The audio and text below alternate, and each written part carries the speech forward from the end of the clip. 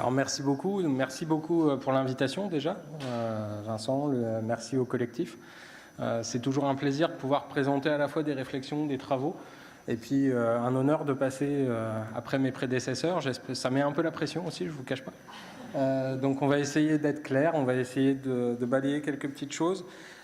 Pour me présenter très rapidement, je suis éducateur spécialisé de formation, j'ai dirigé des établissements médico-sociaux et puis en 2013, j'ai commencé un travail de doctorat qui se basait avant tout sur mon expérience de directeur avec l'idée qu'on voyait se multiplier dans le secteur médico-social des outils de gestion.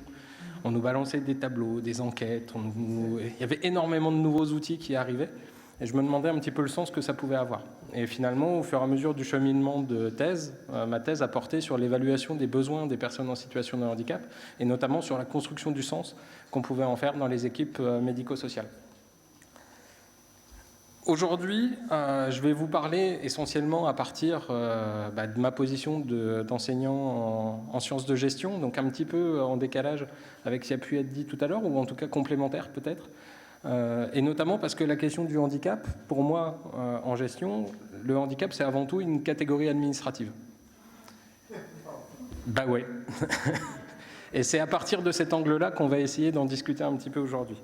Alors je vais me baser essentiellement sur un livre qu'on a écrit avec ma collègue Coralie Sarrazin, qui s'appelle « Handicap pour une révolution participative », et où on va essayer de faire... je vais essayer de tirer quelques fils à partir du livre et à partir de ce qui a pu être dit tout à l'heure. On a entendu Jacques Sticker nous dire que l'émergence de la parole était quelque chose d'important. Et récemment, il y a un mot, alors il y en a plein dans le secteur, on a parlé d'inclusion, d'école inclusive, voilà, il y a plein de mots comme ça, parfois des gros mots qu'on utilise beaucoup. Et il y a un mot, moi, qui nous a intéressé beaucoup avec Coralie, c'est celui de l'autodétermination. Depuis quelques années, on parle d'autodétermination. Voilà. On en fait des stratégies pour certaines associations, ça rentre dans les politiques publiques. Pour la petite parenthèse, je fais partie du comité scientifique de la réforme Séraphin Péage pour la tarification du secteur médico-social. Et la ministre avait même été jusqu'à dire qu'il fallait que la nouvelle tarification puisse favoriser l'autodétermination des personnes en situation de handicap. Donc c'est ambitieux quand même. Alors, la question, et nous, ce qui nous avait intéressé avec Coralie, c'est pourquoi on parle d'autodétermination spécifiquement pour les personnes en situation de handicap. Pour ceux qui aujourd'hui dans la salle ne sont pas en situation de handicap, qui a déjà entendu parler d'autodétermination pour lui-même? Eh ben, généralement, quand je pose cette question-là dans des colloques ou dans des ateliers, la réponse est généralement à peu près la même. C'est qu'on n'en entend pas souvent parler et on n'en a pas franchement entendu beaucoup parler auparavant. Alors, ce qui est intéressant de voir, c'est que la question de l'autodétermination, elle remonte juridiquement à tout ce qui était l'autodétermination des peuples et des nations par rapport à des situations de colonisation, etc. Donc on voit bien l'effet d'émancipation, l'idée d'émancipation qu'il y a derrière cette thématique-là. Alors je ne suis pas du tout un spécialiste de l'autodétermination, ça c'est plutôt ma collègue Coralie qui s'est occupée de cette partie-là dans le livre. Mais ce qui était intéressant quand même, c'est de voir que cette question de l'autodétermination, utilisée aujourd'hui et beaucoup discutée aujourd'hui dans le secteur médico-social, comme l'émergence de cette parole, où il faut que les personnes s'autodéterminent, il faut que les personnes parlent pour elles-mêmes, finalement, c'est encore une façon de revenir à quelque chose de très individuel. Finalement, il suffirait que les personnes choisissent pour elles-mêmes leur vie, et puis à la limite, tout pourrait aller très bien. C'est juste oublier un tout petit peu que ces choix-là interviennent dans des environnements. Patrick Fougerolas, qui interviendra tout à l'heure, le répète souvent. C'est bien d'avoir le choix, mais si on n'a pas d'alternative, ça ne sert pas à grand-chose. C'est un peu la question qu'il faut se poser, et comment on conçoit alors ces environnements pour les personnes en situation de handicap. Un environnement, ça a plusieurs dimensions. On a entendu parler tout à l'heure des questions d'accessibilité, des questions architecturales, on peut parler aussi des questions matérielles, on peut parler aussi, et c'est là que ça m'intéresse davantage, des questions politiques, du vivre ensemble, de comment on articule les choses collectivement pour construire des espaces de discussion, de construction du sens, qui vont permettre de faire émerger une participation concrète des personnes. Alors pourquoi on parle d'autodétermination ? Avec Coralie, ce qu'on a montré, et notre hypothèse, c'est que finalement, à chaque fois qu'on parle d'autodétermination comme quelque chose à prescrire, C'est avant tout parce qu'on est incapable de penser nos propres croyances, et notamment une croyance importante qui a encore beaucoup de temps devant elle et de vie devant elle dans notre société, je suppose, c'est une question de présomption d'incompétence. Finalement, à chaque fois qu'on dit qu'il faut que les personnes s'autodéterminent, c'est avant tout parce qu'on est incapable de penser nos propres pensées, nos propres représentations sur les personnes. Et la plupart du temps, il y a cette question de présomption d'incompétence, c'est-à-dire qu'on présume que la personne ne sera pas capable de traiter les choses pour elle-même, de partager les choses par elle-même, de savoir les choses par elle-même. Et ça, en fait, ça vient pas de nulle part. Mathieu Elgar en a parlé tout à l'heure, il a parlé un peu de néolibéralisme, des choses de ce type-là. Et ben en fait, il y a un fondement historique assez fort de cette pensée capacitaire. C'est un fondement justement au début du XXe siècle, dans les années 20. Il y a un colloque qui s'appelle le colloque Lippmann qui est organisé en France et qui va être le fondement du néolibéralisme, qui va fonder toute une pensée économique essentiellement, qui nécessite et qui prescrit une régulation du marché par des experts sur la base d'un principe simple, c'est que le public n'est pas en capacité de traiter les affaires qui le concernent. C'est exactement ce principe-là qui va être à la base de la formation de la démocratie américaine avec ce qu'ils appellent aujourd'hui une participation sélective, c'est-à-dire que tout le monde ne participe pas au même niveau. S'il y a différents types, différents corps d'électeurs aux États-Unis, c'est justement en lien avec cette construction et cette idée qu'il y a des électeurs de différentes capacités qui vont être en capacité de traiter des affaires différentes. Ça a bien été montré notamment par Joël Zask, une philosophe qui a beaucoup travaillé sur la question de la participation et qui a montré comment cette démocratie s'est construite à partir de cette idée-là. Et en France, en fait, on a gardé des traces de cette pensée capacitaire qui aujourd'hui est dénoncée de manière assez importante dans les travaux sur le validisme ou sur le capacitisme. Donc c'est dénoncé comme une discrimination. Mais si c'est dénoncé comme une discrimination pour certains, ça fait partie d'une valeur pour d'autres. Pour certains, et notamment au niveau de la gestion publique, il est particulièrement important d'identifier qui va être capable de participer ou non. Et tout notre secteur administratif, secteur médico-social, a hérité un petit peu de ces fonctions-là, de ces questions-là. Et je pense que si on veut penser la participation des personnes en situation de handicap, il faut d'abord être en capacité de remettre en question les environnements que nous, on a produits, et notamment les façons de penser qui sont les nôtres. Et les façons de penser qui sont les nôtres, c'est justement ce que j'appelle les habitudes. Alors, c'est pas moi qui l'appelle comme ça vient des philosophes pragmatistes américains, notamment de John Dewey. Une habitude, c'est avant tout une façon de penser, une façon d'agir. Alors, ce qu'il y a de bien, c'est que les pragmatistes, ils ne séparent pas agir et penser. Donc, on ne fait jamais l'un sans l'autre. Et pour rebondir sur ce qui avait été dit tout à l'heure sur l'individu et son environnement, de la même manière, ils pensent qu'il n'y a pas de séparation entre l'individu et l'environnement, que quand vous transformez un individu, ça transforme l'environnement et inversement. Et cette pensée-là est particulièrement intéressante parce qu'elle nous permet de réfléchir que si on crée des espaces politiques de discussion et de construction du sens, on va permettre à la fois à des individus de s'émanciper, de discuter, de dire ce qu'ils veulent pour eux, donc de s'autodéterminer, mais on va aussi créer des espaces de collectifs qui vont permettre de créer une nouvelle pensée politique, de créer une nouvelle façon de vivre ensemble. C'est finalement refaire l'institution. L'institution, c'est pas, contrairement à ce qu'on en dit et ce qu'on en pense d'habitude, il y a une confusion sur le terme. L'institution, c'est pas un établissement. L'institution, c'est d'abord un processus qui permet de construire des règles collectives, de définir collectivement des façons de vivre ensemble. Dewey, il parle de définir collectivement les conditions d'existence du collectif. C'est-à-dire qu'à un moment donné, c'est tout le monde qui participe. Il n'y a pas d'institution s'il n'y a pas de participation, en tout cas chez les pragmatistes.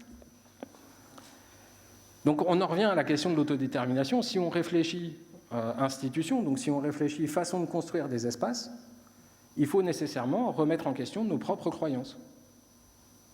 Alors, vous voyez où je veux en venir petit à petit. C'est facile de dire autodétermination, c'est facile de dire école inclusive, c'est facile de dire on transforme les politiques publiques. C'est beaucoup moins facile de dire on va créer des espaces où effectivement les gens vont pouvoir parler et les gens vont pouvoir s'exprimer et on va pouvoir construire collectivement du sens.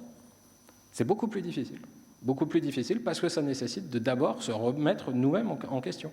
On parlait tout à l'heure de changer la société inclusive, mais la société, c'est pas une entité extérieure à nous. Si on est pragmatiste comme je le suis, la société, c'est nous, et on la construit tous les jours. On la construit par nos propres actes, on la construit par un certain nombre de choses qu'on va mettre en place et qui vont construire ces espaces politiques. Donc avant de parler d'autodétermination, d'autogouvernement, d'autogestion, comme on l'a entendu tout à l'heure, c'est intéressant de se reposer la question des environnements. Comment on construit ces environnements? Pour qui? Et là, on s'aperçoit que même parfois dans nos propres entourages, dans des événements comme celui-ci, dans des réunions ministérielles, j'en ai donné l'exemple tout à l'heure, même quand la thématique est directement liée à la question du handicap, on arrive encore à faire des boulettes pour exclure une partie de la population et des membres de l'audience, de l'assistance, qui du coup ne vont pas pouvoir participer. Alors cette question-là est primordiale parce que finalement, ça pose la question de la co-conception des espaces, de comment ensemble on va construire ces espaces-là qui vont pouvoir prendre du sens. Le secteur médico-social de manière générale, et on peut étendre ça à un certain nombre d'espaces, notamment l'éducation nationale ou d'autres, se sont construits sur une logique d'expertise. Finalement, la notion qui est centrale aujourd'hui, c'est la notion de besoin. On répond à des besoins, avant tout. La dernière loi sur l'autonomie, enfin la dernière en tout cas la loi de 2017, ou si vous prenez la réforme Séraphin-PH, ou si vous prenez un certain nombre d'éléments aujourd'hui, tournent tous autour de la notion de besoin. Il faut répondre à des besoins. Et comme par hasard, qui évalue les besoins? C'est rarement la personne elle-même. Donc d'un côté, on dit il faut que la personne s'autodétermine, il faut qu'elle s'émancipe, il faut qu'elle parle, il faut qu'elle fasse émerger sa parole. Et de l'autre, on reste dans un système administratif, un système de gestion qui est centré sur une évaluation des besoins, essentiellement définie par des professionnels, par des savoirs professionnels ou par des savoirs techniques, et pas du tout sur des questions de discussion, de mise en débat, de mise en tension. C'est cette pensée capacitaire derrière la notion de besoin qui pose problème selon moi. Et ça, on n'arrive pas à le réfléchir et on n'arrive pas à le discuter concrètement. Aujourd'hui, comment on peut remettre ça en cause? Comment on peut remettre ça en question? C'est toute la difficulté et c'est tout l'enjeu, je pense, de l'ouverture des espaces politiques dont je parlais tout à l'heure. Concrètement, dans un établissement, dans un service, dans une administration, comment on peut analyser, comment on peut voir les actions qui sont mises en œuvre collectivement et savoir le sens que ça prend pour les personnes qui sont directement concernées. Remplissez un dossier MDPH, remplissez un projet personnalisé, etc., etc. Moi, je rencontre plein d'associations, par exemple, qui me disent « Mais oui, nous, les personnes, elles participent au projet personnalisé. Elle est autour de la table, on discute, elle est avec nous en réunion de synthèse. » Sauf qu'elle participe à un temps et dans un cadre qui est défini par un certain nombre de professionnels, qui va user d'un langage qui est celui des professionnels, qui ne s'adapte pas nécessairement aux capacités ou aux possibilités des personnes concernées. Et finalement, on déploie un dispositif technique, un mode opératoire, une façon de travailler, une façon de penser, une façon d'agir, qui d'emblée ne laisse participer les personnes qu'à la hauteur de ce qu'on veut bien leur laisser comme place. Alors, ce n'est pas une critique ou ce n'est pas une charge contre les outils, contre le projet personnalisé ou contre les établissements, c'est simplement un essai de remise en cause de tout ce cadre qu'on a construit petit à petit et qui ne permet pas aux personnes de réellement s'exprimer sur ce qu'elles veulent. Par exemple, on pourrait se poser la question de oui, mais si la personne ne veut pas de projet personnalisé. Aujourd'hui, c'est tout à fait possible d'un point de vue juridique. Le seul problème, c'est que ça n'est pas forcément toujours possible du point de vue des habitudes, du point de vue des façons de travailler, du point de vue des façons de s'organiser dans les établissements, parce que c'est rentré totalement dans le mode opératoire. C'est quelque chose qui est devenu quelque chose de, encore une fois, de technique. On déroule un mode opératoire, on évalue à 6 mois, on a un certain nombre d'obligations qu'on s'est fixées par rapport à ça, mais est-ce que c'est le projet de la personne ou est-ce que c'est le projet des professionnels pour la personne? Quel sens ça prend? Ce n'est pas aussi simple que ça. Pour remettre en cause les habitudes, il faut savoir déjà donc les identifier et savoir ce que ça représente. Une habitude, c'est avant tout une croyance. Ça ne veut pas dire que ce n'est pas objectif, Ça veut juste dire que c'est une croyance, c'est quelque chose qui est important pour nous, c'est quelque chose qui nous tient. La partie la plus importante, c'est donc de mettre en avant, de mettre en lumière ces différentes croyances pour faire quelque chose de collectif, donc des valeurs. Et l'important, ça va être de définir des valeurs communes dans un contexte donné pour savoir un petit peu qu'est-ce qu'on va pouvoir construire tous ensemble. Voilà le sens même de la participation. Je parlais de Joël Zask tout à l'heure, la philosophe. Pour Joël Zask, la participation, c'est un équilibre entre prendre part, bénéficier et contribuer. Qu'est-ce que ça veut dire? Ça veut dire que la personne qui est accompagnée et pour qui on fait un projet personnalisé, est-ce qu'elle est juste autour de la table? Donc, est-ce qu'elle prend part au projet personnalisé? Est-ce qu'elle bénéficie du projet personnalisé? Est-ce que l'action qui est construite collectivement va lui apporter quelque chose?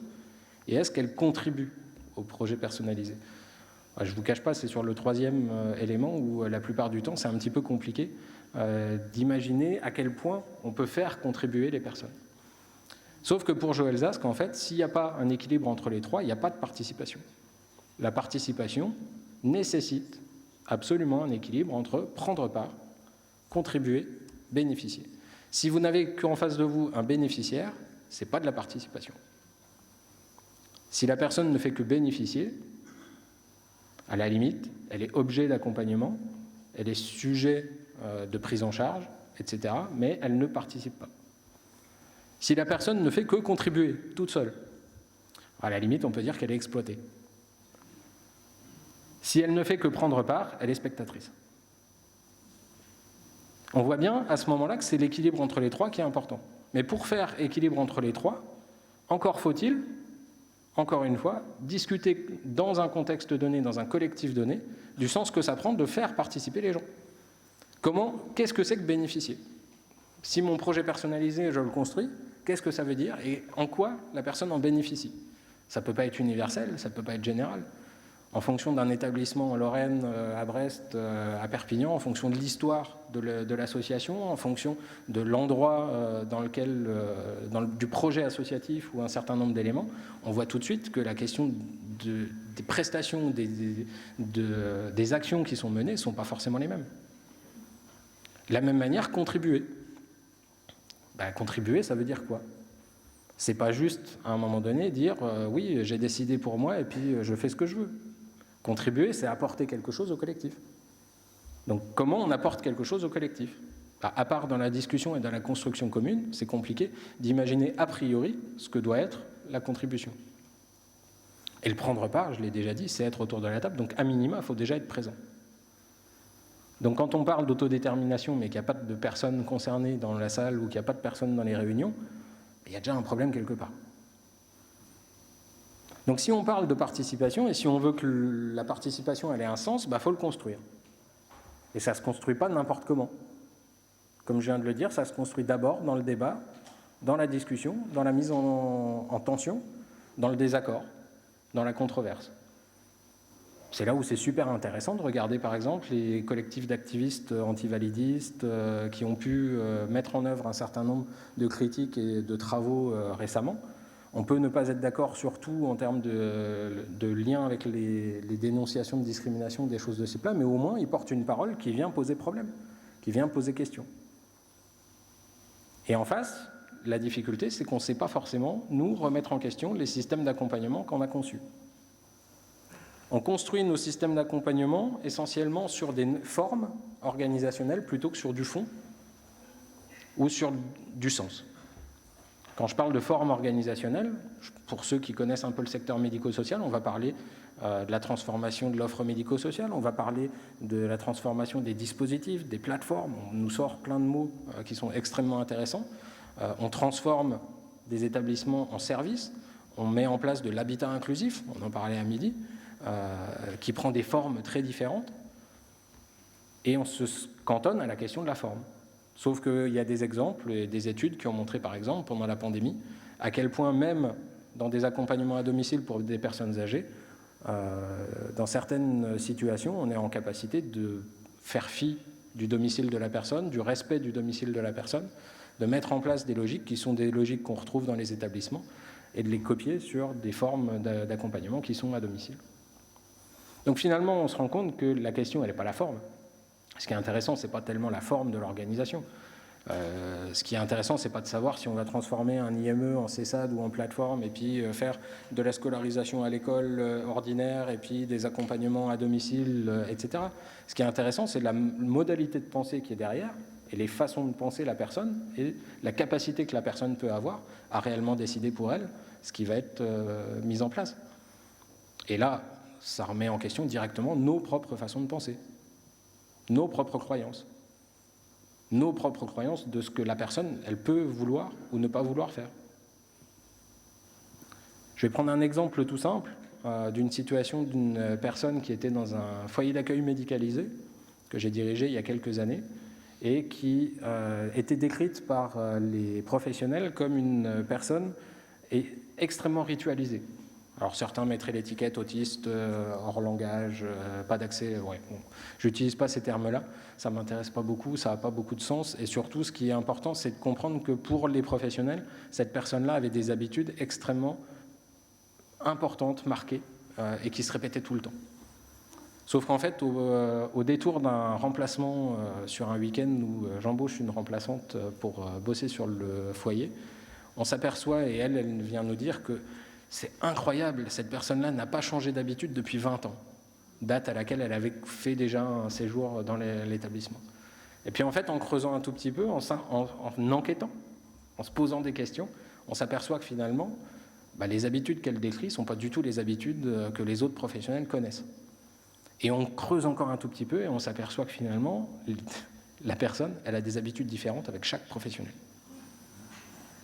Elle ne prend pas sa douche à la même heure en fonction de qui l'accompagne. Elle ne prend pas son petit-déj dans le même ordre en fonction de qui l'accompagne. Alors pour la personne hyper ritualisée, vous comprenez bien que la vision qu'on en avait était quand même largement erronée. La seule difficulté qu'on s'est posée à ce moment-là, c'est qui est-ce qui prescrit ces habitudes ? Les habitudes ne venaient que de l'institution, ne venaient que du collectif et des modes de régulation du collectif qu'on avait. Qu'est-ce qui venait concrètement de cette personne-là, toute seule ? Alors, pour cette personne-là, on s'est dit à ce moment-là qu'il fallait qu'elle puisse définir ses propres habitudes, qu'elle puisse s'autodéterminer. Je ne vous dis pas comment ça a été la galère pendant 6 mois, parce que cette personne-là, qui avait 49 ans, qui n'a jamais rien connu d'autre, ne savait pas du tout ce que c'était que ses propres habitudes. C'était son fonctionnement, c'était sa façon de fonctionner.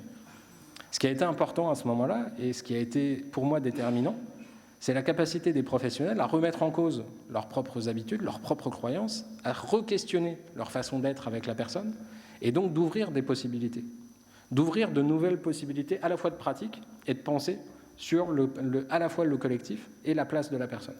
C'est pas magique, ça a été compliqué pour la personne pendant 6 mois, ça a été compliqué pour les professionnels de voir la personne ne pas s'y retrouver pendant 6 mois, mais les choses ont fini par évoluer et les professionnels ont fini par prendre une position beaucoup plus humble et finalement à se poser beaucoup plus de questions sur ce qu'ils engendraient chez les personnes. Cette situation unique sur une personne a modifié complètement le rapport à ce qui pouvait être l'impact des professionnels sur les habitudes au quotidien des personnes. Et je pense que c'est là un exemple de comment on peut se remettre en cause et comment on doit se remettre en cause dans notre propre façon de penser, avant même de réfléchir à des dispositifs, à des formes organisationnelles qui seraient soi-disant des magiques et qui permettraient de pallier à un certain nombre de difficultés. Merci.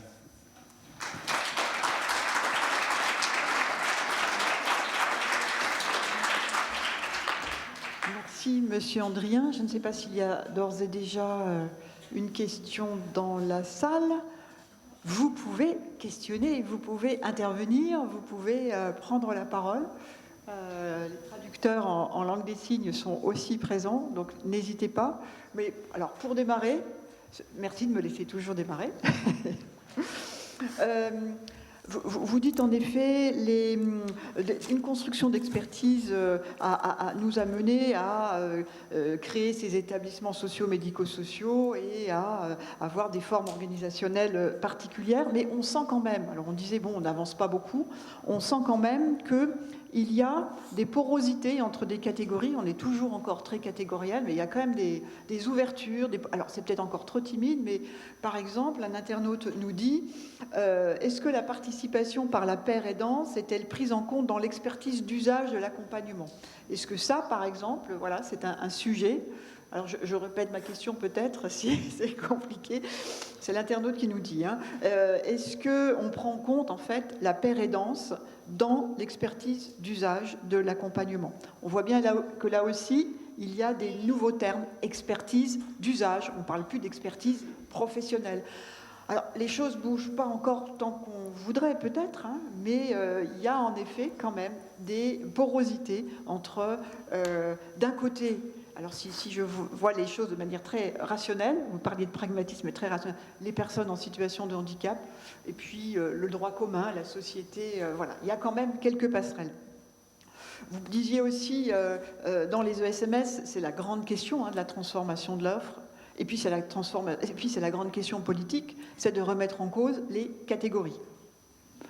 On ne nous parle toujours que d'être de plus en plus global, d'avoir des accompagnements globaux, de prendre en compte un maximum de types de personnes. Et pourtant, on réinvente des catégories particulières, des PASA, des dispositifs autisme, et j'en passe, et des spécialisations Alzheimer, etc. Donc, comment sortir de ces catégorisations-là, tout compte fait, parce qu'on voit bien que, même s'il y a des injonctions politiques, après, organisationnellement, eh bien, ça pêche. Donc voilà, je vais m'en arrêter là pour ces 2 points peut-être, ouais, et peut-être que la salle voudra intervenir. Sur la question des catégorisations, pour commencer tout de suite là-dessus, je reprendrai les propos d'Anne Revillard qui expliquait qu'on ne sait pas aujourd'hui si on saurait penser sans catégorisation, si on saurait travailler sans catégorisation. L'anthropologue Marie Douglas a très très bien travaillé sur l'importance de la classification et de la catégorisation dans les modes d'organisation humains. Donc aujourd'hui, je ne sais pas si on saurait penser sans catégorisation, et ce qui est important pour John Dewey, par exemple, dont je parlais tout à l'heure, c'est aussi de garder une certaine pluralité. La difficulté qu'il y a dans la notion de catégorisation et de catégorie administrative, la notion de handicap comme catégorie administrative, c'était pour rassembler un certain nombre de populations différentes. La question qui se pose aujourd'hui, par exemple, avec la 5e branche, avec le risque de perte d'autonomie, la dépendance, c'est encore une façon de simplifier un certain nombre de catégories. Où est encore la pluralité dans ces catégories simplifiées? Ça peut être une question qu'on peut se poser. Ensuite, sur la question des formes, la difficulté, c'est que plus on simplifie les catégories, les formes organisationnelles derrière se standardisent. Et une autre des difficultés, c'est que finalement, on va diminuer un certain nombre de catégories, on va simplifier les catégories pour finalement simplifier un certain nombre de réponses et simplifier, ce que je disais tout à l'heure, l'accompagnement à une réponse aux besoins. La question de la perte d'autonomie, aujourd'hui, elle est basée sur une réponse aux besoins pour les actes de la vie quotidienne. Ça ne va pas beaucoup plus loin que ça. La question de la participation sociale, la question de la citoyenneté n'a rien à voir avec cette question-là. C'est justement pour ça que des termes comme paire aidance et expertise d'usage sont particulièrement importants. C'est justement parce qu'il y a une tension entre ce qui émerge de la société, l'activisme, les revendications, les mouvements citoyens, et puis ce qui est construit au niveau de gestion, au niveau de l'administration, que ces mots-là sont importants. Aujourd'hui, non, très clairement, l'expertise d'usage, elle est très très mal prise en compte. Il suffit de regarder par exemple, malgré les bonnes volontés, comment la Haute Autorité de Santé fait participer les personnes concernées à certains travaux, pour comprendre qu'à un moment donné, c'est très limité dans la façon d'appréhender l'expertise d'usage. C'est des choses qui émergent au niveau des entreprises, qui émergent au niveau des startups. On a énormément de travaux sur ces questions-là dans ce champ-là. La vraie difficulté, encore une fois, c'est comment on confronte cette expertise d'usage à des mondes, à des organisations qui sont construites selon d'autres modalités, d'autres logiques auparavant. Ça remet en cause, encore une fois, à la fois nos modèles de pensée et nos modèles d'action dans les organisations. Merci pour ces réponses. Voilà, je crois que un participant a une question. Allez-y, monsieur. est-ce que vous ne croyez pas qu'une des difficultés qu'on a, c'est que les grandes écoles, ils sont faits sur tous le même modèle, enfin, de pensée, je parle, et qu'ils n'arrivent pas à se remettre en question? Oui, alors merci pour cette question. Je ne l'ai pas précisé tout à l'heure, j'ai fait ma thèse à Polytechnique. Et alors, vous êtes formaté Polytechnique Non, justement, parce que je n'ai fait que ma thèse à Polytechnique. Et je pense que ce n'est pas anodin. Effectivement, les centres de formation, plus que même les grandes écoles, ont tous une culture. Et cette culture-là, elle évolue, heureusement. Mais elle reste empreinte à la fois de cette pensée capacitaire ou autre. Polytechnique, par exemple, il n'y a quasiment pas d'étudiants en situation de handicap. Tout simplement parce qu'il y a une histoire derrière et qu'il n'y a pas encore si longtemps que ça, il y avait des tests physiques à l'entrée. Vous avez un certain nombre de grandes écoles qui, aujourd'hui, s'intéressent à la question du handicap. Ça bouge. On a, par exemple, avec le réseau Handicap Innovation Inclusive que je co-anime avec quelques collègues, on a construit un cours pour Télécom Paris sur la question du handicap, de la co-conception et de l'accessibilité numérique. Donc les futurs ingénieurs formés à Télécom commencent à entendre parler de handicap. Ce qui fait peur un petit peu, par contre, c'est de se rendre compte d'où on part dans ces écoles-là, puisque la première fois qu'on leur a parlé de handicap, ils ont cru qu'on leur parlait de fracture numérique. Voilà, donc on n'est pas encore effectivement très avancé pour ça. Par contre, il y a un certain nombre d'universités, un certain nombre d'écoles qui ont déjà bien évolué sur ces questions-là et qui continuent à faire bouger le paysage. Est-ce qu'il y a une autre question? Oui. Bonjour, alors moi je souhaitais vous poser une question sur la participation citoyenne dans le cadre des politiques publiques. Je ne sais pas du tout si ça fait partie des travaux de votre thèse, mais je me demande comment est-ce qu'on peut avoir une participation citoyenne réussie alors que les questions qui sont posées au panel de citoyens sont de plus en plus complexes au vu de la complexité législative, réglementaire et aussi de l'environnement. Quand, par exemple, on prend le milieu du handicap, on a un tas de prises en charge, un tas d'établissements répondant ou pas à des besoins. Et je me demande comment est-ce qu'en fait, on peut demander légitimement à des gens qui ne connaissent pas ce panel de possibilités de se positionner et du coup, comment composer un panel qui puisse véritablement être aidant dans une décision. Oui, merci de cette question. Ça rejoint ce qui avait été dit tout à l'heure par Mathieu et puis ce que je compléterai là. Pour moi, la participation, elle est d'abord au plus près de la vie des personnes. Faire participer pour dire que les personnes participent dans des démarches citoyennes, dans des grands trucs, des grands machins qu'on rajoute et qu'on construit au fur et à mesure, comme on faisait des commissions d'experts à certains moments. C'est très intéressant, certainement, ça apporte des choses et il y a des débats intéressants qui peuvent ressortir. La question, c'est quelle décision on en prend derrière, quelle action est mise en place derrière, et là, c'est beaucoup plus compliqué. La participation, ça s'apprend, ça se construit, comme je disais tout à l'heure, c'est une construction du sens, et ça, pour le coup, ça ne se fait qu'au plus près des personnes. Aujourd'hui, je travaille sur un projet de recherche assez ambitieux, sur 3 ans, qui vise à comprendre et à expérimenter comment les personnes en situation de handicap peuvent participer à la gouvernance des établissements qui les accompagnent.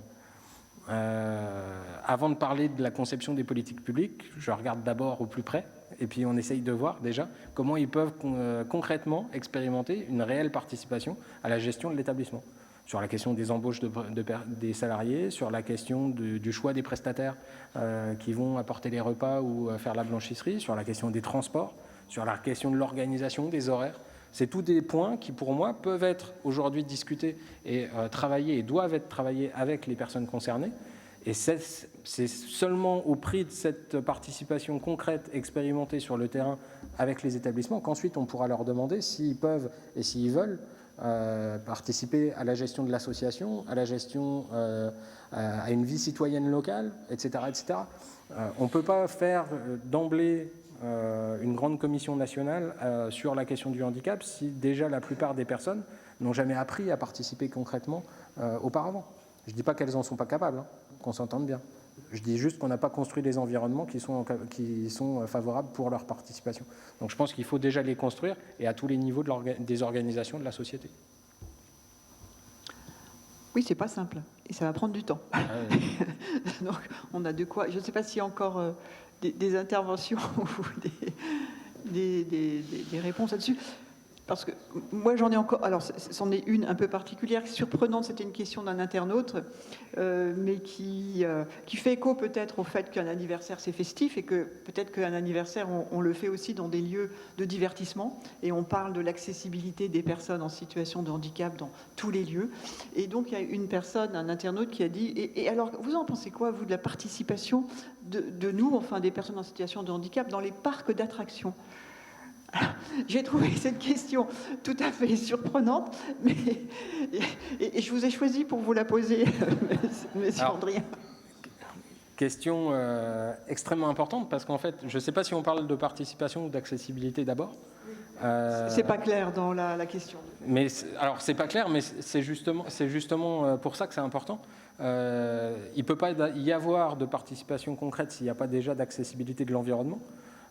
Et aujourd'hui, on ne pense pas forcément les parcs d'attractions de manière accessible. Ou en tout cas, si on parle de l'accessibilité, je ne vais pas trop m'engager sur ce terrain-là parce qu'on pourrait en parler pendant des heures, mais la question de l'accessibilité architecturale ou matérielle est essentiellement pensée d'un point de vue technique et surtout pas du point de vue de l'expertise d'usage. Encore une fois, j'étais dans une asso récemment qui a construit un nouveau bâtiment pour des personnes à mobilité réduite, comme on dit. Donc l'architecte était plutôt sensibilisé. Il met en place les normes d'accessibilité dans les règles de l'art. Et puis en fait, ils s'aperçoivent que les personnes avec un fauteuil roulant électrique n'arrivent pas à se retourner dans les WC. Donc la question de l'accessibilité, elle n'est pas du tout seulement une question technique, une question de normes. Elle est avant tout une question de participation et encore une fois de construction au plus près des usages et au plus près de la participation des personnes concernées. Je savais que vous auriez une réponse. Monsieur, encore une dernière question, peut-être Ça dépend, parce qu'au niveau des architectes, ça dépend, parce qu'il y a les normes européennes et les normes françaises. Ça dépend quelles normes on prend. Parce que moi, il m'est arrivé à la fac de lettres de Nancy d'aller voir un ascenseur. Le fauteuil électrique ne rentrait pas dans l'ascenseur. Parce qu'ils avaient pris les normes européennes. Ils n'avaient pas pris les normes françaises. Et vous avez aussi des architectes, comme par exemple le CRIDEV à Grenoble, qui travaille depuis 20-30 ans sur l'expertise d'usage, qui a même créé un diplôme et une formation là-dessus, et qui, eux, travaillent d'abord, en plus des normes, avec l'expertise des personnes concernées, qui vont être les futurs utilisateurs. J'espère que ça va se généraliser.